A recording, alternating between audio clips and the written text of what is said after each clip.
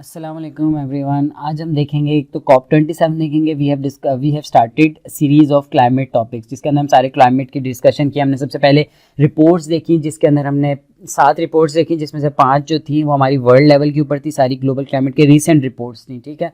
और 2 रिपोर्ट्स हमने पाकिस्तान के ऊपर देखी, जिसके अंदर लॉस एंड डैमेज फ्लड्स के बाद देखा, और कुछ वर्ल्ड बैंक की रिपोर्ट देखी कि हमें पाकिस्तान को कितने क्लाइमेट अडेप्शन के लिए अपने कितने पैसे चाहिए होंगे, ठीक है। आज हम देखेंगे COP27 देखेंगे, और क्या देखेंगे उसमें इम्पैक्ट्स क्या क्या उसके वो हैं, उसमें क्या क्या चीज़ें अचीव हुई हैं, और उसके बाद कुछ हम क्लाइमेट से रिलेटेड टॉपिक्स को डिस्कस करेंगे। कुछ छोटे छोटे कॉन्सेप्ट हैं। सबसे पहले है कि पाकिस्तान ने जो है ना एक लीड चार्ज प्ले किया है क्लाइमेट जस्टिस को। हम क्लाइमेट जस्टिस के ऊपर भी एक अलग वीडियो करेंगे, पूरा एक आर्गूमेंट है क्लाइमेट जस्टिस के ऊपर, एक अलग टॉपिक आ सकता है। अच्छा, पाकिस्तान ने लीड किया चार्ज को क्लाइमेट जस्टिस का COP27 के अंदर, ठीक है। शहबाज शरीफ ने लीड किया इस बात को, ये गवर्नमेंट की वेबसाइट्स पे आई हुई सारी चीज़ें। क्या किया उसने, शहबाज शरीफ साहब ने क्या called rich countries to compensate poor countries. एक तो ये आर्गूमेंट शुरू किया है कि भाई कंपनसेट किया जाए पुअर कंट्रीज को, या क्लाइमेट जस्टिस का हम पूरा आर्गूमेंट पढ़ेंगे, उसमें आपको समझ आ जाएगा क्या क्या चीज़ें आती हैं। तो ये चीज़ें आराम से समझ आ जाएंगी। फिलहाल हम रेलेवेंट टू COP27 पढ़ लेते हैं। और दूसरी चीज़ जो शहबाज शरीफ ने हमारी पाकिस्तान से रेलेवेंट, अभी पाकिस्तान की बात कर रहा हूँ, उन्होंने क्या किया कि press the case for loss and damage का एक केस रखा है, जिसको क्लाइमेट जस्टिस के अंदर लेके आते हैं। फाइनेंशियल मैकेनिज्म को डेवलप करने का कहा है, ठीक है। एक तो ये कॉल किया है, एक तो लीड किया है चार्ज को, ठीक है, शहबाज शरीफ ने, पाकिस्तान ने बेसिकली, शहबाज शरीफ को तो छोड़ें। अच्छा, फिर आ जाता है कि सबसे पहले अचीव क्या हुआ कि लॉस एंड डैमेज फंड बना है, सही है, COP27 के अंदर, for to compensate developing countries for the climate damage. Practical steps लेने का कहा है टुवर्ड्स क्लाइमेट जस्टिस की तरफ लोगों ने रुझान किया, पूरी स्टेट्स ने, एक पूरा चेंज आई है, ठीक है। This fund would provide financial assistance to the countries suffering from the floods and other climate disaster. जो भी थर्ड वर्ल्ड कंट्रीज हैं जो कि अपनी फेस नहीं कर सकती, जो कि क्या इसको टैकल नहीं कर सकती अपने थ्रू, तो उनको कंपनसेट करने के लिए एक फंड बनाया गया। नेक्स्ट इज दूसरे के अंदर, इसके अंदर ये डेवलपमेंट हुई है कि फ्रॉम, असल में ये आर्गूमेंट बहुत पहले से चल रहा है, क्लाइमेट जस्टिस की मूवमेंट चल रही है, हम पूरी डिटेल में पढ़ेंगे, 1980s से चल रही है, लेकिन अब आके इसके ऊपर गौर करना शुरू है। तो ये आर्गूमेंट है कि from climate disaster to climate justice का आर्गूमेंट डेवलप हुआ है यहाँ पे। Pakistan achieve success for all developing countries, ठीक है। कैसे पाकिस्तान ने लीड किया ग्लोबल कैंपेन, एक लीड किया क्लाइमेट जस्टिस की, ठीक है। पाकिस्तान ने इस चीज़ को हाईलाइट किया, अपना केस लड़के पूरा सारी बातें बता के। दूसरा, स्पोक फोर्सफुली, ठीक है, of developing nations more obligations to compensate developing countries को कंपनसेट करने के आर्गूमेंट को लेके चला फॉर क्लाइमेट डैमेजेस। अच्छा, पाकिस्तान ने यही वाली चीज़ एससीओ में भी उठाई है, ठीक है। Apprised global leaders of human tragedy and massive destruction caused by the deadly floods, ये एससीओ में हमने बताया। फिर हमने अपील की SCO countries to stand up and build a wall against the threat of climate change. फिर यही वाला क्लाइमेट जस्टिस का जो आर्गूमेंट जो कि लीड किया पाकिस्तान ने, उसको हमने एड्रेस किया उनका ये जो यूनाइटेड जनरल असेंबली के अंदर 77 सेशन के अंदर हमने, पाकिस्तान ने हाईलाइट किया अपने फ्लाइट को, अपने क्राइसिस को, फ्लड क्राइसिस को हाईलाइट किया, लॉस एंड डैमेज की बात की, और नुकसान की बात की, क्लाइमेट जस्टिस की बात की, और इनकरेज किया लीडर्स को किसके लिए कि एक्ट करें, और जब तक मतलब ये पूरी चीज़ को कंपनसेट करें। इसी के अंदर जैसे COP27 हम पढ़ रहे हैं कि necessitating a fit for purpose delivery mechanism to scale up the climate finance. एक ओवरऑल जो होलिस्टिक पिक्चर के अंदर इसके ऊपर जो डेवलपमेंट हुई है वो क्लाइमेट फाइनेंस की बात हुई है, रिड्यूस इमिशंस की बात हुई है, और टैकल अडेप्शन की बात हुई है, और एड्रेस करने की बात हुई है कि लॉस एंड डैमेजेस को एड्रेस करना। सबसे पहले मैंने बताया कि लॉस एंड डैमेज का फंड बनाया, हम पढ़ चुके हैं ऊपर। Strong call for the structural reform of the international financial architecture, इसके ऊपर बात हुई COP27 के अंदर कि to better service both climate and development goals in support of the Bridgetown initiative to resist the Bretton Woods system. अब Bridgetown initiative की बात चली कि इसको सपोर्ट किया जाएगा और क्लाइमेट एंड डेवलपमेंट के ऊपर बात की जाएगी।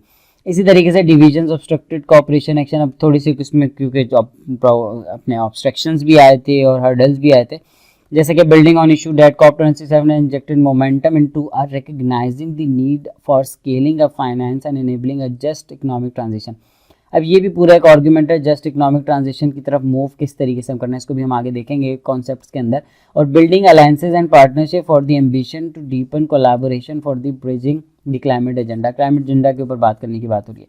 अच्छा, अब ये तो देखिए हमने कुछ चीज़ें COP27 के, अब हम कुछ आर्ग्यूमेंट्स, कुछ कॉन्सेप्ट्स पढ़ लेंगे क्लाइमेट से रिलेटेड, जो कि मैंने आपके कुछ रिपोर्ट से एक्सट्रैक्ट किए हैं, काफ़ी सारे आर्टिकल से निकाले हैं। सबसे पहला है कि सस्टेनेबल रिकवरी जो हम कर सकते हैं ना, डिमांड्स 2 ट्रैक स्ट्रेटजी, ये हमारे क्लाइमेट एक्सपर्ट, वो क्या नाम है उनका, उनके रेफरेंस भी पाकिस्तान के एक ही हैं, तारिक तैमूर, अपनी मुझे याद नहीं आ रहा, तारिक है मेरे ख्याल में, कुछ इस तरीके से नाम है उनका। तो उन्होंने ये चीज़ स्टार्ट किया, वो क्लाइमेट एक्सपर्ट समझाते हैं पूरे पाकिस्तान में, ठीक है। सबसे पहले ये करना चाहिए सस्टेनेबल रिकवरी के लिए, जो लॉस एंड डैमेज रिकवरी हुई है, जो नुकसान हुए, उसके लिए हमें क्या करना चाहिए। सबसे पहले internationally helping build global mechanism बनाना चाहिए, जो कि एम्बिशन एंड प्रैक्टिकल मेजर्स के साथ हो टू स्टेबलाइज टेम्परेचर 1.5।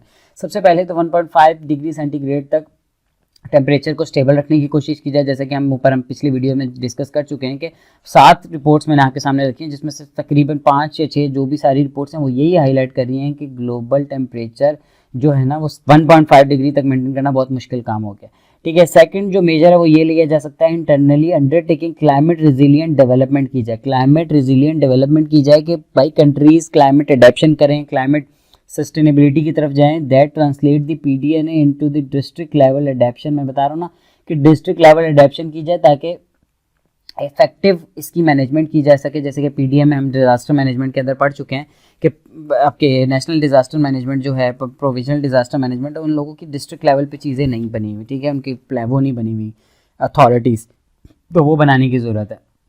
तो एक तो आर्गूमेंट ये हो गया। सेकंड है कि भाई किस तरीके से हम इस चीज़ को फाइनेंस करेंगे, जो हम ऊपर रिपोर्ट एक पढ़ चुके हैं। पाकिस्तान को चाहिए 348 बिलियन चाहिए क्लाइमेट इंड्यूस्ड डिजास्टर्स को स्टॉप करने के लिए, टैकल करने के लिए। तो इसके फाइनेंसेस हम कहाँ से जमा कर सकते हैं, ये भी उसी एक और नए आर्टिकल में था। वो ये था कि इन्वेस्टमेंट इन मोर कंटेम्प्रेरी अप्रोचेस के अंदर इन्वेस्टमेंट की जाए, जैसे कि अडेप्टिव कैपेसिटी। दूसरा ये insurance mechanism to protect state infrastructure को प्रोटेक्ट करने के लिए एक इंश्योरेंस मैकेनिज्म को लॉन्च करने की जरूरत है। और तीसरा है कंस्ट्रक्शन स्टैंडर्ड्स को एलिवेट करना चाहिए ताकि कंस्ट्रक्शन स्टैंडर्ड्स अच्छे कर दिए जाएं, मतलब इस सारा इमिशन फ्री कर जाए। इसमें हम ओस्लो की जो नॉर्वे का कैपिटल है उसकी केस स्टडी भी डाल सकते हैं कि इमिशन फ्री स्ट्रीट सिटी है ना ये, इसके अंदर जो मशीनरी चलती है वो भी इलेक्ट्रिक होती है। इधर बहुत सारे इसकी मैंने केस स्टडी पढ़ा था, टेड टॉक के अंदर आई हुई थी, तो वो आप यहाँ कोट कर सकते हैं। खैर बहुत तरीके हैं, आप पूरे क्लाइमेट के ऊपर आपको जितनी नॉलेज हो, केस स्टडीज़ आपको आती हो, क्लाइमेट रिपोर्ट्स आनी चाहिए आपको, इसके कॉन्सेप्ट आने चाहिए ताकि आप अच्छे तरीके से अंडरस्टैंडिंग हो और you can tackle these kind of questions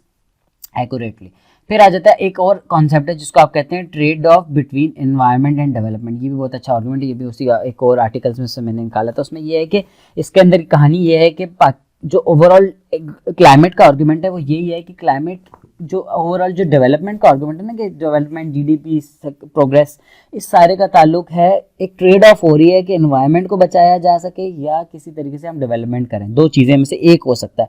तो इसको आप लेके जाते हैं, ये किसने ये वाली आइडिया दिया था, ये इसको कहते हैं साइमन कुज़नेट कर्व है इसका। कुज़नेट कर्व, ये नोबेल लॉरेट है, नोबेल मिला था इसको। इसने ये बताया था demonstrated the inequality begins to taper once per capita income to increase to a certain. अब होता ही है, वही कह रहा है कि पर कैपिटा इनकम तब इंक्रीज होती है जब इनइक्वालिटी इंक्रीज होती है, ठीक है। अब वो वाला कर्व इन्होंने यहाँ पे एनवायरनमेंट पे ला दी, जिसको आप कहते हैं एनवायरमेंटल कुज़नेट कर्व। 1990s में आया। आर्ग्यू करता है that economic growth eventually sets right the environmental impact of early stages of the economic development. मतलब इन अदर वर्ड्स ये कहना चाह रहे हैं कि इन्वायरमेंटल कंसर्न्स को इंतजार करना पड़ सकता है लेकिन इकोनॉमिक डेवलपमेंट को हम इंतजार नहीं करेंगे। हम इसका आगे एक और आर्गूमेंट पढ़ेंगे, डी ग्रोथ का मॉडल पूरा पढ़ेंगे। डी ग्रोथ या डी कपलिंग का आर्गूमेंट क्या है, डी कॉन्सेप्ट क्या है पूरा। तो इसमें यही चीज़ आती है कि वर्ल्ड ने एक क्राइटेरिया सेट कर लिया है कि जीडीपी जितना बढ़ेगा उतना हम प्रोग्रेस करेंगे, जितना मटेरियल कंज्यूम होगा, कंज्यूमरिज्म का मॉडल परस्यू कर रही है वर्ल्ड, ठीक है। तो एक ट्रेड ऑफ चल रही है कि भाई क्या किया जाए, डेवलपमेंट की जाए या एनवायरनमेंट को बचाया जाए। डेवलपमेंट हम रोक लेते हैं, एनवायरनमेंट बचा लेते हैं, कोई बीच का रास्ता निकालना चाहिए। तो इसी को हम डी ग्रोथ का आर्गूमेंट कहते हैं, हम देखेंगे इसको बाद में। तो यहाँ पर ये चीज़ चली कि पाकिस्तान ने हमेशा से इग्नोर किया डेवलपमेंट, एनवायरनमेंट के कॉन्सेप्ट को, डेवलपमेंट पे ही फोकस किया, वो भी एड के थ्रू। खैर ये कुछ कॉन्सेप्ट थे जो आपने देखने थे, हमने पहले वाली वीडियो में 7-8 रिपोर्ट्स देखी, फिर COP27 देखा और सम आर्ग्यूमेंट्स, सब कॉन्सेप्ट देखे क्लाइमेट से रिलेटेड, जो आपको आप हर चीज़ के अंदर फिट कर सकते हैं इसके तरीके से। तो that's all for today, thank you so much for listening, अल्लाह हाफिज़।